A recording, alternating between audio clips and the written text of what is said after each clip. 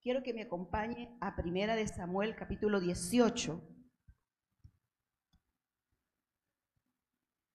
Saludamos a los que se conectan en esta hora, que el Señor les bendiga y que cada uno de nosotros en esta mañana recojamos ese maná que nos va a servir en gran manera.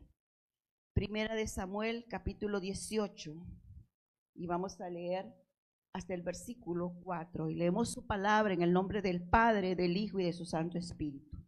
Aconteció que cuando él hubo acabado de hablar con Saúl, el alma de Jonatán quedó ligada con David, y lo amó Jonatán como a sí mismo. Y Saúl le tomó aquel día y no le dejó volver a casa de su padre. E hicieron pacto Jonatán y David, porque él le amaba como a sí mismo.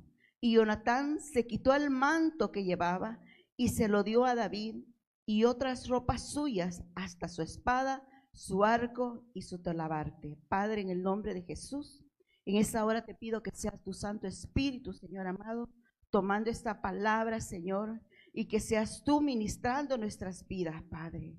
Que nos ayudes a entender, Señor amado, que tu misericordia es desde la eternidad hasta la eternidad, que tu amor es tan grande que usted y yo debemos de sentir ese abrazo de papá cada uno de nuestros días, porque Él está en control de nuestras vidas. Gracias, Padre, Hijo y Espíritu Santo de Dios. Dele una ofrenda de palmas al Señor. Aleluya. Gloria a Dios. Qué tremendo es recordar este pacto de David y Jonatán, porque dice que ellos se amaron como hermanos. Amén. Yo no sé si usted ama a sus hermanos, ¿verdad? Yo amo a las mías, somos 4 en total. Y no hay día que nosotros no nos hablemos, que no nos hagamos videollamadas, porque hace falta estar hablando con su hermana. Y bueno, yo en mi caso, a ella les cuento absolutamente todo y ellas me cuentan hasta un uñero que tengo. A veces mi esposo me dice, pero ¿qué tanto hablan? Sí, hablamos bastante, pero es que hay un amor fraternal. Y Jonatán y David hicieron un pacto de estar siempre juntos, de amarse, de lo que a uno le dolía al otro.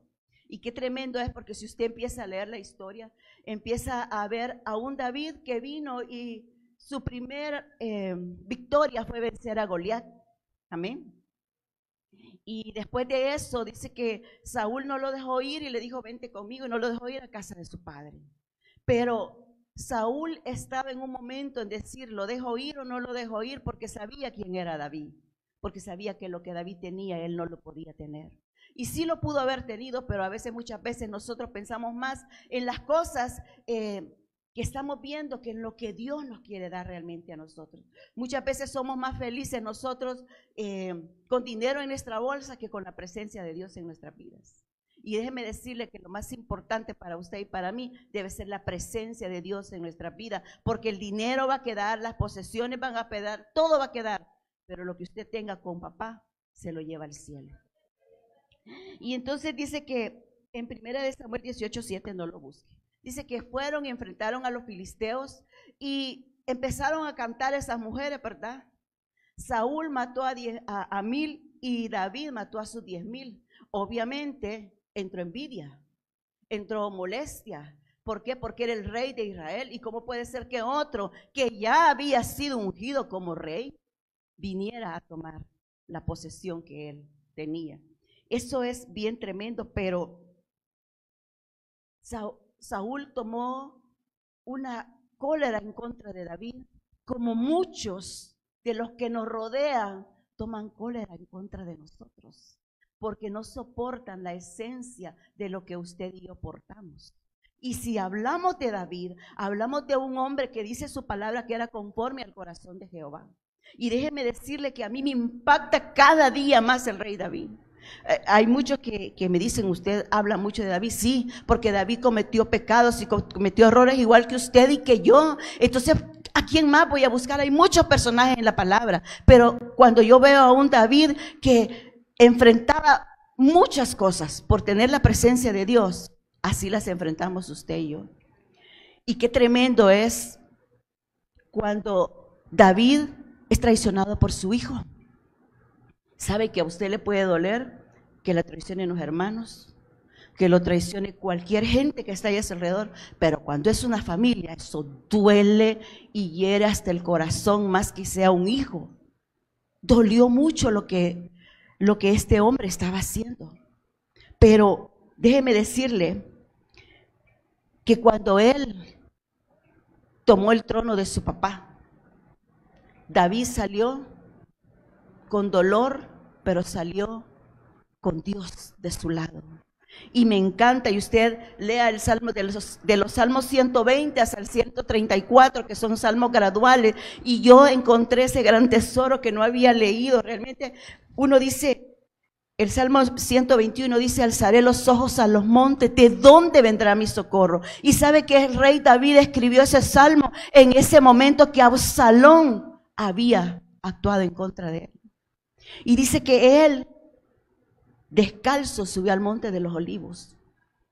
Y buscando ese monte de los olivos es algo pedregoso que hasta estas alturas, cuando llegan a visitar Israel, que un día vamos a ir a Israel, si no físicamente el Señor nos va a llevar de alguna forma. Amén.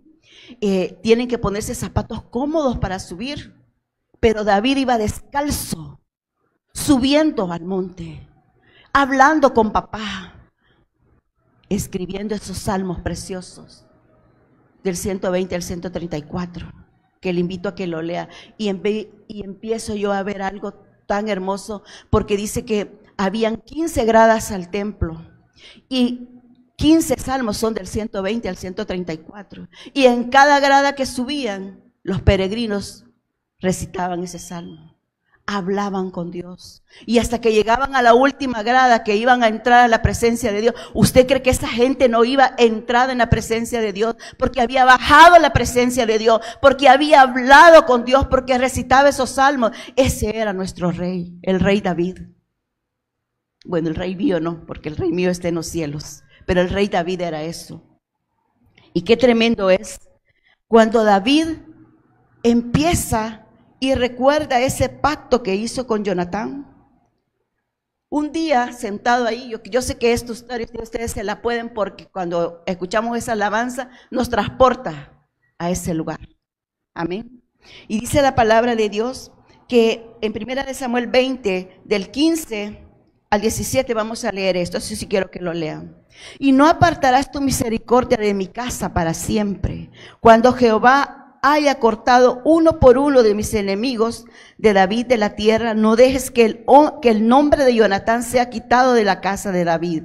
Así dijo Jonatán, pacto con la casa de David, diciendo: requiéralo Jehová de la mano de sus enemigos de David. Y Jonatán hizo jurar a David otra vez, porque le amaba, pues él le amaba como a sí mismo. ¿Sabe?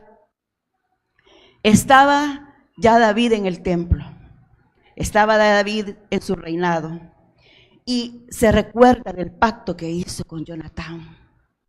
Y déjeme decirle en esta hora que Dios no se ha olvidado de los pactos que ha hecho con nosotros. Y lo más hermoso que usted y yo podemos tener es recordar que Dios nos ha amado tanto a usted y a mí, que envió a su Hijo a morir en una cruz del Calvario.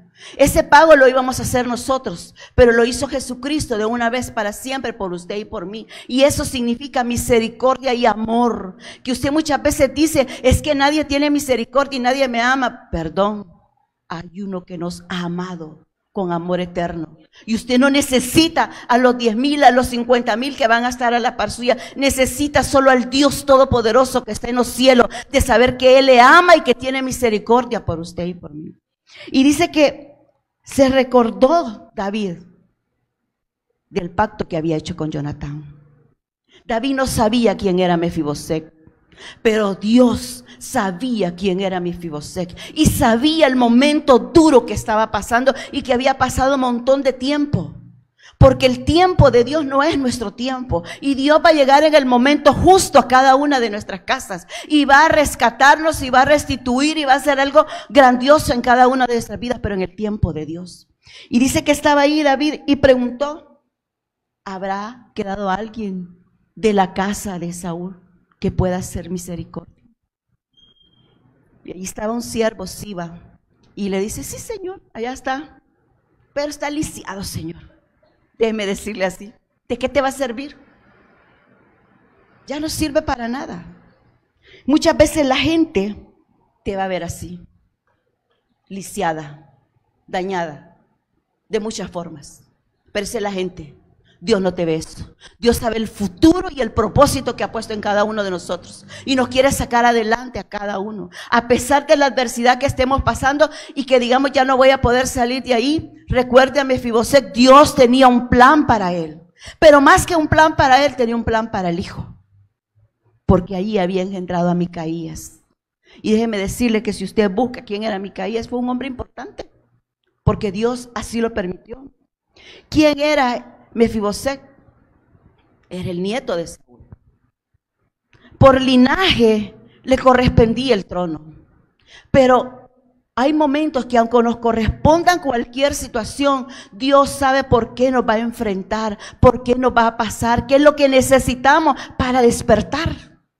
Porque muchas veces estamos conformes, sí, yo tengo todo en mi casa, tengo comida, tengo agua, tengo luz, tengo internet, que es importante, ¿verdad? Dios guarde, no hay internet, se le acaba el mundo a todo el mundo.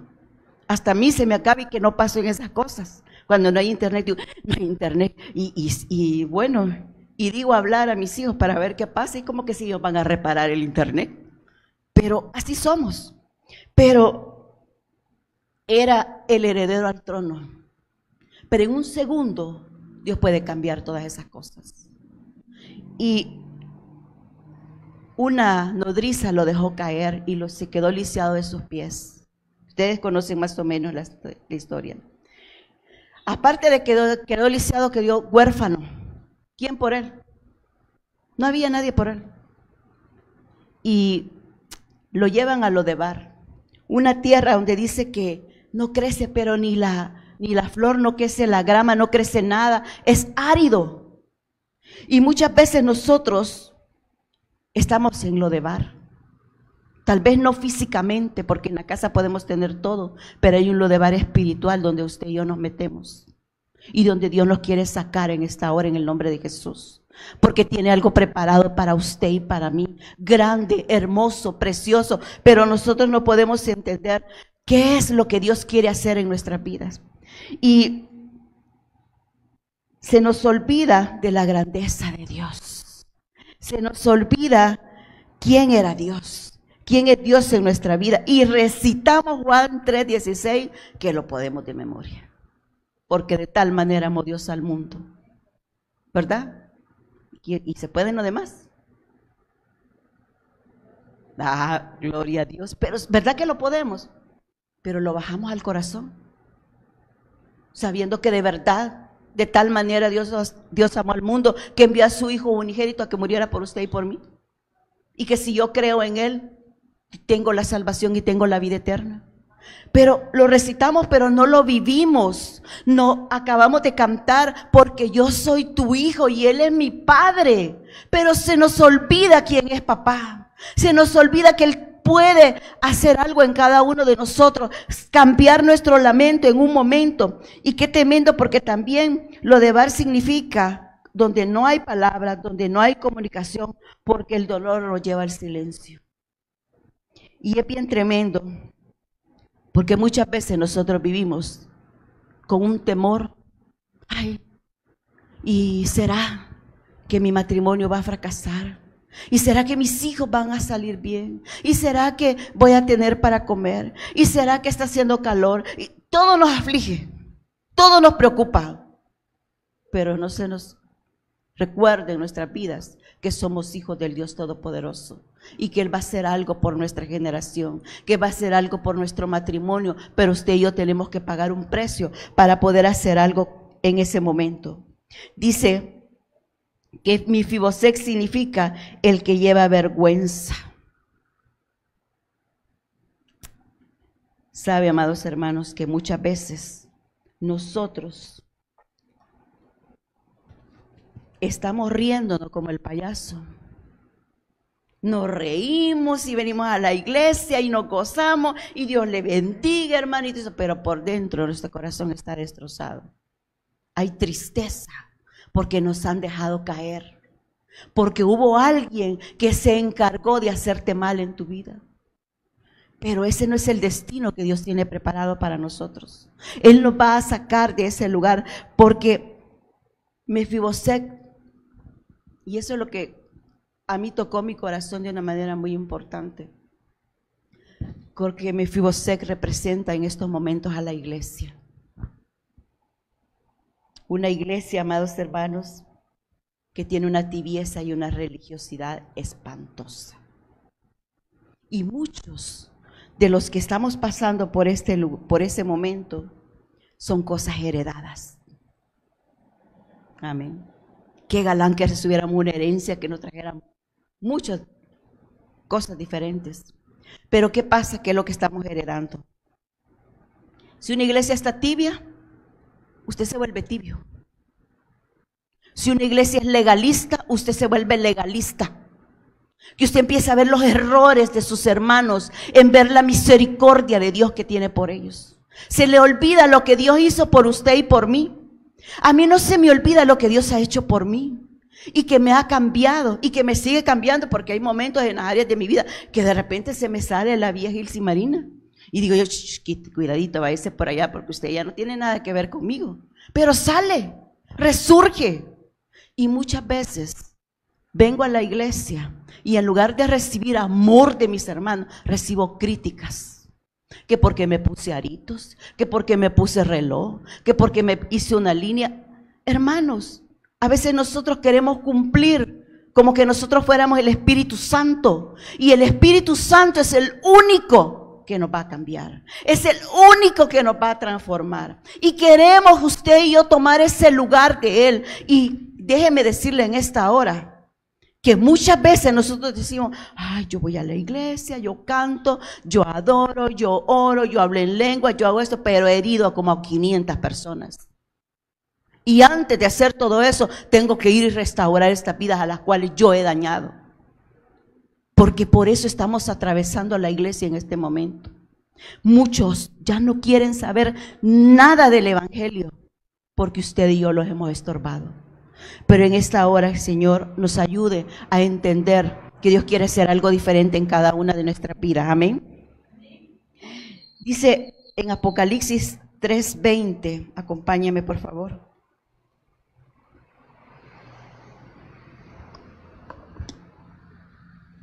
He aquí, dice, yo estoy a la puerta y llamo. Si alguno oye mi voz y abre la puerta, entraré a él y cenaré con él y él conmigo. Amén. Dios te está llamando este día y te está diciendo, un día yo toco a tu puerta, pero si tú no abres, yo no voy a entrar. Y muchas veces Dios ha tocado nuestra puerta en la madrugada, pero nosotros no queremos abrirle a nuestro corazón, ni mucho menos nuestra boca para hablar con Él. Porque estamos conformándonos con nuestro trabajo, con lo que tenemos. Y quiero decirles algo, yo creo que no me dejarán mentir aquí. Los que tienen trabajo les alcanza el sueldo. Porque qué bonito es cuando usted empieza a trabajar y recibe su primer sueldo. Dios mío, se cree el dueño del universo uno, porque dice, tengo dinero. Pero a los 6 meses, dice, quiero un carro. Quiero un carro. Voy a endeudarme, voy a hacer un préstamo para un carro. Pero se le olvidó que ese préstamo lo tiene que pagar. Y déjeme decirle que cuando usted le pide a Dios, Dios desciende del cielo y le puede dar las cosas a usted y a mí, sin endeudarnos. Pero los que ya estamos en ese hoyo, hoy es el día que Dios quiere hablar a usted y a su vida y decirle, yo te puedo sacar de ese lugar. Yo puedo hacer cosas maravillosas en tu vida. Dice la palabra de Dios acá en 2 de Samuel del 9 al 13, usted lo busca en su casa porque vamos corriendo con el tiempo. Que dice que cuando David recordó que había hecho el pacto con Jonatán, mandó a llamar y dijo que si podía hacer misericordia. Hubo alguien que se presentó y le dijo, sí, allá en Lodebar hay uno que está inválido, que está esto, que está lo otro. Y le dijo, tráiganlo. Y cuando él llegó, iba con temor, iba con todo, iba delante del rey. Probablemente lo podía matar. Pero ¿sabe cuál fue la actitud de Mefiboset? Se inclinó ante el rey. Y eso es lo que quiere Dios de usted y de mí. que nos humillemos delante de Él, que dejemos de venir con altanerías delante de Él, porque nosotros venimos, yo soy tu hijo, Señor, y mira cómo estoy. Reclámele a su padre y a su madre si es abusivo y es osado, pero no le reclame a Dios.